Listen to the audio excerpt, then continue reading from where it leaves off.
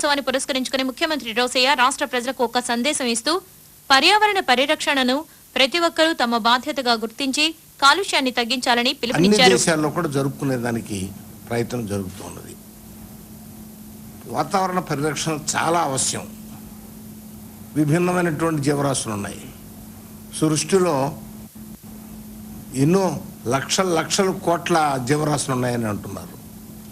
నీటిలో జీవరాశులు ఉన్నాయి, గాలిలో జీవరాశులు ఉన్నాయి, తేమలో జీవరాశులు ఉన్నాయి, కనిపించేవి కంటికి కనిపించినటువంటివి విభిన్నమైనటువంటి జీవరాశులు ఉన్నాయి.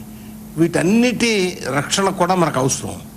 వీటన్నిటిని రక్షించుకోవాలంటే పర్యావరణం పరిశుభ్రంగా ఉండాలి. ఖైరతాబాద్లోని ఇంజనీర్ల సంస్థలో పర్యావరణంపై సదస్సును నిర్వహించారు. పురపాలక శాఖ మంత్రి కార్యదర్శి టిఎస్ అప్పారావు సదస్సును ప్రారంభించారు. ప్రజారోగ్య మున్సిపల్ ఇంజనీరింగ్ విభాగం చీఫ్ ఇంజనీర్ బి చంద్రశేఖర్, ఇంజనీర్ల సంస్థ రాష్ట్ర చైర్మన్ నాగభూషణం తదితరులు పర్యావరణ పరిరక్షణ ఆవశ్యకతపై ప్రసంగించారు. సంస్థ కార్యదర్శి ప్రొఫెసర్ టి నారాయణ స్వాగతోపన్యాసం చేశారు. కరీంనగర్లో పర్యావరణ పరిరక్షణపై నిర్వహించిన వ్యాసరచన పోటీల విజేతలకు కలెక్టర్ జిడి అరుణ బహుమతులు అందజేశారు. విద్యార్థుల ర్యాలీని ఆమె ప్రారంభించారు.